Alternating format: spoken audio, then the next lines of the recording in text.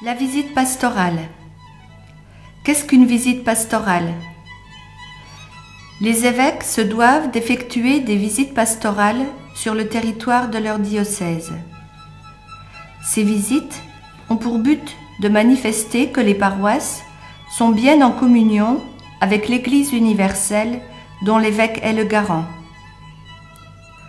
Nos évêques, Monseigneur Jordan et Monseigneur Boihu, sont venus visiter les 5 paroisses de notre secteur vousinois de novembre 2010 à mars 2011. Ils ont sillonné les routes de notre campagne pour se rendre dans la Providence en vousinois, la Trinité des Monts, les Marches d'Argonne, les routes de Saint-Jacques et Saint-Méen de Champagne au Verger. Mais quel est le sens d'une longue visite approfondie comme celle-là? L'Église catholique a pour guide les évêques, successeurs des apôtres. Ceux-ci ont besoin de connaître au plus près et au mieux la vie, les espoirs, les projets des hommes et des femmes auxquels leur mission les envoie annoncer la bonne nouvelle de Jésus-Christ. En connaissant davantage notre existence, ils nous soutiendront avec justesse dans les choix, décisions, engagements que nous avons en paroisse, en secteur et dans nos groupes chrétiens les plus divers. Nous avons souhaité que la visite pastorale soit ouverte à tous, fidèles de nos paroisses, engagés dans les mouvements, croyants, pratiquants et non pratiquants, acteurs de la vie civile, élus, membres d'associations, acteurs de la vie économique, chefs d'entreprise, ouvriers, les jeunes de 15 à 35 ans. Les familles du Vousinois ont invité nos évêques à partager un repas. Ces moments de convivialité ont permis des échanges plus intimes en toute fraternité.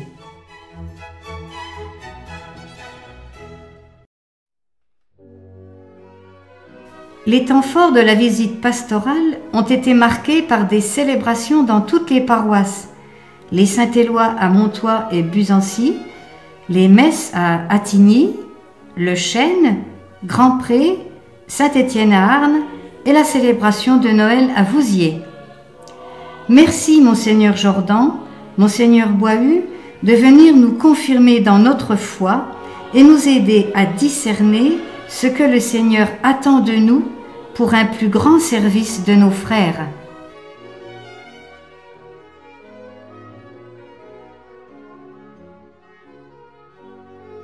Alors que les routes étaient verglacées, la rencontre avec les élus a eu lieu en présence d'une trentaine de maires, conseillers généraux et membres de la communauté de communes. Les relations entre l'Église et les collectivités ont été évoquées dans une ambiance bon enfant. Une boisson chaude a réchauffé les participants avant d'affronter le verglas de retour.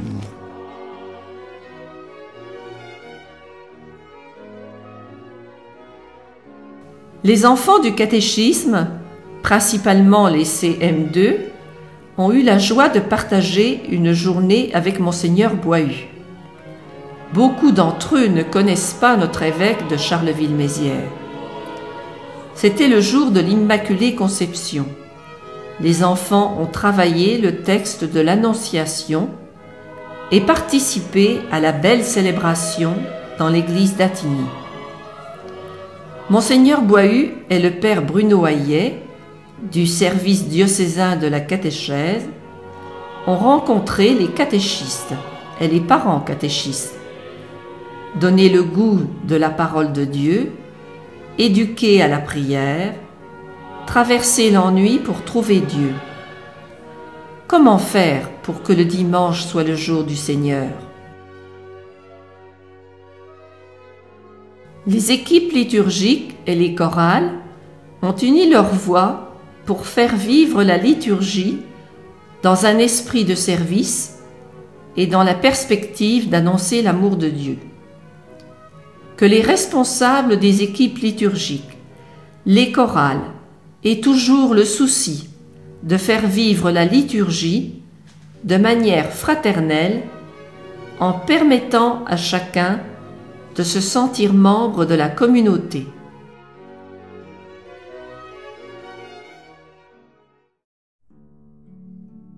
Autour d'un gouffrier, les jeunes ont rencontré Monseigneur Jordan.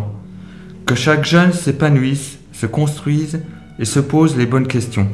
Vous êtes important. Maintenant, prenez votre place dans l'Église, elle a besoin de vous. Mais aussi, elle sera un soutien dans votre vie. Les JMJ sont évoqués comme un rendez-vous important pour les jeunes du monde entier. Mais comment rejoindre davantage les jeunes ?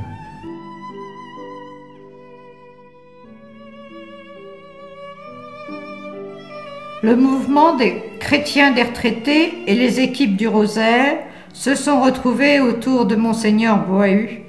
2 équipes du Rosaire dans la Trinité des Monts et 2 équipes dans la Providence en Vouzinois. Le Rosaire permet de méditer la vie, la mort, la résurrection de Jésus avec le cœur de Marie. Le mouvement chrétien des retraités s'est adhéré à de nouvelles formes d'engagement pour que chacun donne du sens au temps qui nous est donné. C'est proposer des chemins d'accès à la spiritualité. La question qui se pose, comment intéresser les jeunes retraités de 60 ans ?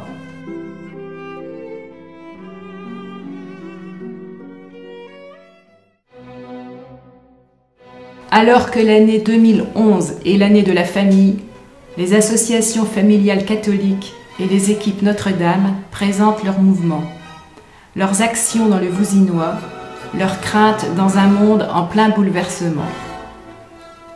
Alors que la famille est une valeur refuge, un port d'attache, une richesse pour la société, c'est une petite église, nous constatons une grande fragilité dans les liens familiaux. Comment conforter le mariage ? Se marier non pas parce que l'on s'aime, mais pour s'aimer. Apprendre à aimer. Apprendre à vouloir le bien de l'autre. Faire que la famille soit l'école de l'amour. Un beau programme pour les associations familiales.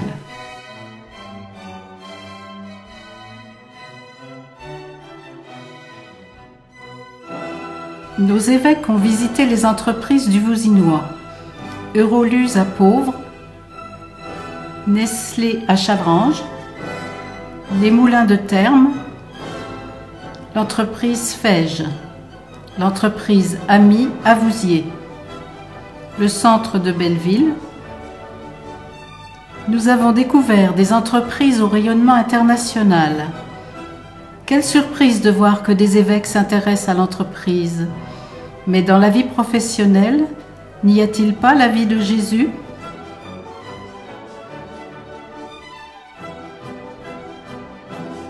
Au cours de cette visite pastorale, notre archevêque souhaitait rencontrer les membres bénévoles des associations du Vouzinois qui apportent un soutien aux gens en difficulté.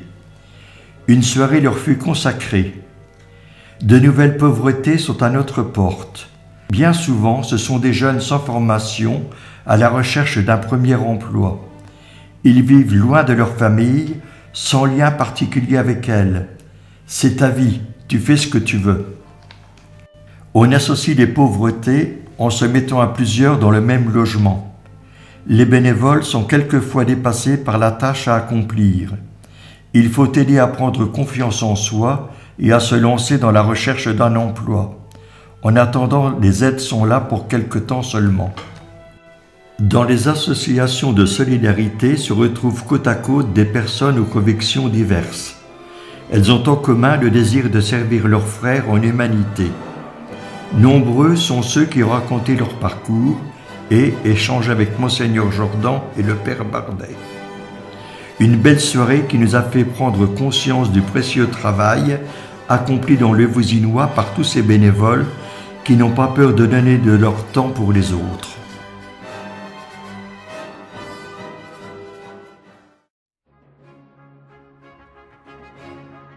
Depuis le retour de Jésus vers le Père à l'Ascension et la venue de l'Esprit Saint au jour de la Pentecôte, qui est la naissance de l'Église, les chrétiens ont porté l'Évangile sur toute la surface de la terre dans la diversité des peuples de l'humanité.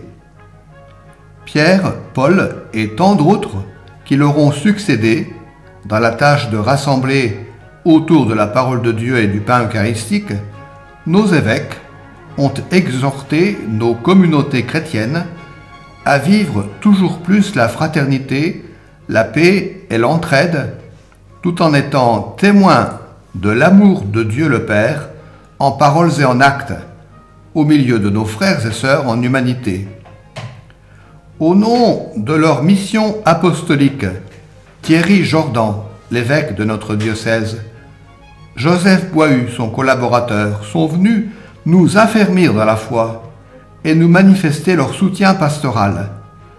Ils sont venus nous rappeler que même si notre marche sur le chemin de la communion et de la mission peut parfois sembler lente et lourde, elle offre toujours un horizon d'espérance, comme en ont fait l'expérience, après la mort de Jésus, les 2 disciples d'Emmaüs. Nous avons aimé ce temps que nous ont consacré nos évêques pour rencontrer et accueillir avec eux la vie en sa belle diversité, pour partager nos audaces et nos peurs, mais aussi nos initiatives pastorales, modestes à l'image du levain dans une pâte ou du sel dans un plat. Comme pasteur de la Trinité et de la Providence, à la suite de cette visite, je ressens plusieurs appels prioritaires. Fonder notre foi sur des bases encore plus solides, renforcer la cohésion de nos communautés chrétiennes afin que toutes les générations s'y retrouvent en communion, que tout chrétien contribue en parole, en acte, en engagement à faire connaître l'évangile du Christ et qu'il puisse inspirer les choix et les comportements de beaucoup. Qu'il y ait en chacun un regain de ferveur quant à l'intériorité, la prière et les sacrements, comme l'Eucharistie dominicale et le pardon.